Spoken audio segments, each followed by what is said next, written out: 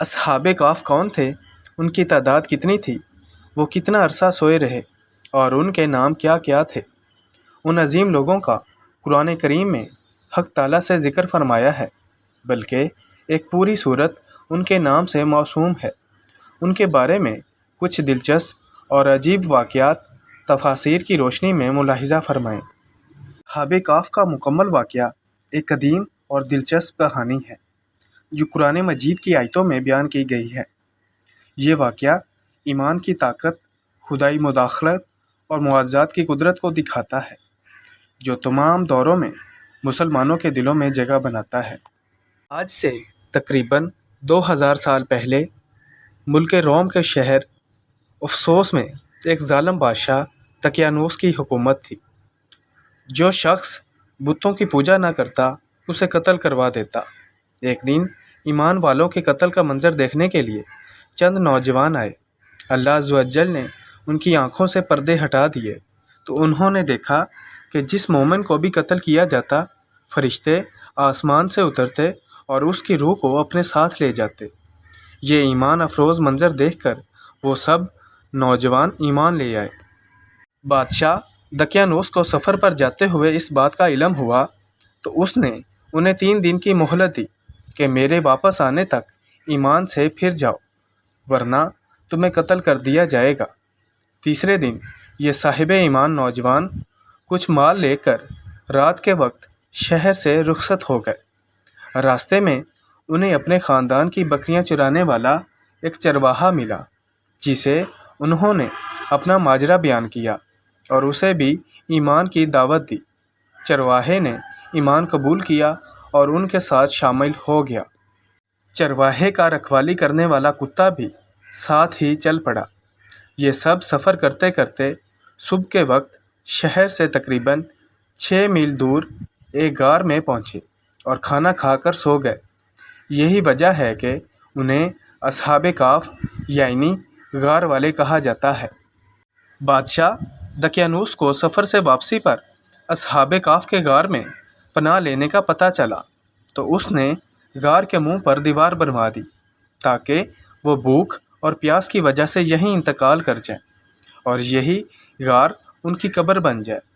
جس حکومتی ملازم کو یہ کام دیا گیا اس نے اصحاب کہف کے نام، تعداد اور ان کا پورا واقعہ عمدہ قسم کے سیسہ، ایک سیاہی مائل نیلے رنگ کی دھات جس سے بندوق کی گولیاں اور چھرے وغیرہ بنائے جاتے ہیں، فیروز اللغات سے بنی تختی پر لکھوایا اور اسے تانبے کے ایک صندوق میں بند کر کے دیوار کی بنیادوں میں رکھوا دیا۔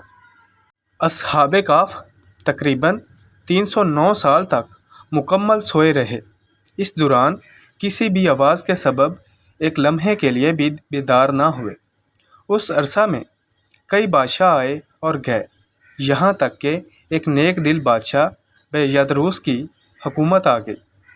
اس کے زمانے میں کئی فتنے اٹھے، جن میں سے ایک یہ بھی تھا کہ مرنے کے بعد دوبارہ زندہ ہونے اور قیامت آنے کا کچھ لوگ انکار کرنے لگے تھے۔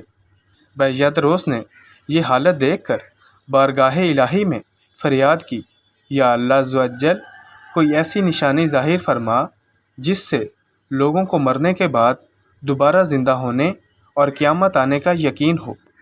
چنانچہ اللہ عز و جل نے بادشاہ کی دعا یوں قبول فرمائی کہ ایک چرواہے نے اپنی بکریوں کے آرام کے لیے اس غار کو چنا اور لوگوں کے ساتھ مل کر غار کے منہ پر بنی دیوار کو گرا دیا۔ دیوار گرتے ہی لوگوں پر ایسی ہیبت طاری ہوئی کہ سب وہاں سے بھاگ کھڑے ہوئے۔ دیوار گرنے کے بعد اصحاب کہف بیدار ہو گئے۔ حالت ایسی تھی جیسے ایک رات سوئے ہوں۔ چہرے تر و تازہ اور کپڑے بالکل صاف ستھرے تھے۔ نیز ان کا کتا غار کے کنارے کلائیاں پھیلائے لیٹا تھا۔ اصحاب کہف صبح کے وقت سوئے تھے اور جب اٹھے تو سورج ڈوبنے میں کچھ وقت باقی تھا۔ انہوں نے نماز ادا کی اور اپنے ساتھی یملیخا کو کھانا لانے کے لیے بھیجا۔ یملیخا ایک تندور والے کی دکان پر گئے اور کھانا خریدنے کے لیے دقیانوسی دور کا سکہ دیا۔ صدیوں پرانا سکہ دیکھ کر بازار والے سمجھے کہ ان کے ہاتھ کوئی پرانا خزانہ آ گیا ہے۔ وہ یملیخا کو حاکم کے پاس لے گئے۔ اس نے پوچھا، خزانہ کہاں ہے؟ یملیخا بولے، یہ خزانہ نہیں، ہمارا اپنا پیسہ ہے۔ حاکم کہنے لگا، یہ کیسے ممکن ہے؟ یہ سکہ 300 سال پرانا ہے، ہم نے تو کبھی یہ سکہ نہیں دیکھا۔ یملیخا بولے، دقیانوس بادشاہ کا کیا حال ہے؟ حاکم بولا، آج کل اس نام کا کوئی بادشاہ نہیں ہے، سینکڑوں سال پہلے اس نام کا ایک کافر بادشاہ گزرا ہے۔ یملیخا نے کہا، کل ہی تو ہم دقیانوس سے اپنی جان بچا کر غار میں چھپے تھے، آئیے میں آپ کو اپنے ساتھیوں سے ملواتا ہوں۔ حاکم اور کئی لوگ غار کی طرف چل پڑے۔ غار میں موجود اصحاب نے جب لوگوں کی آواز سنی تو سمجھے کہ یملیخا پکڑے گئے ہیں اور دقیانوسی فوج انہیں بھی پکڑنے آ رہی ہے۔ یملیخا نے غار میں پہنچ کر ساتھیوں کو سارا ماجرا بتایا۔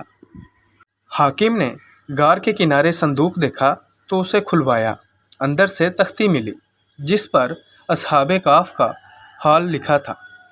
حاکم نے یہ خبر بادشاہ بلیادروس تک پہنچائی۔ وہ بھی آ گیا اور اس نے اصحاب کہف کا حال دیکھ کر سجدہ شکر کیا کہ اللہ عز و جل نے مرنے کے بعد زندہ ہونے اور قیامت کا یقین دلانے کے لیے نشانی عطا فرمائی۔ اس کے بعد اصحاب کہف غار میں آ کر سو گئے اور ان کی روح قبض کر لی گئی۔ بلیادروس نے لکڑی کے ایک صندوق میں ان کے مبارک جسم رکھے، غار کے قریب مسجد تعمیر کرنے کا حکم دیا اور لوگوں کے لیے دن مقرر کر دیا کہ ہر سال عید کی طرح وہاں آیا کریں۔ اصحاب کہف کا مکمل واقعہ ایک ایمان اور قوت کی کہانی ہے جو ہمیں اپنے ایمان کو مضبوط کرنے اور مصیبتوں کا سامنا کرنے کی تعلیم دیتی ہے۔ یہ ہمیں یہ بھی سکھاتا ہے کہ خدا کی مدد سے ہر مشکل کو پار کیا جا سکتا ہے۔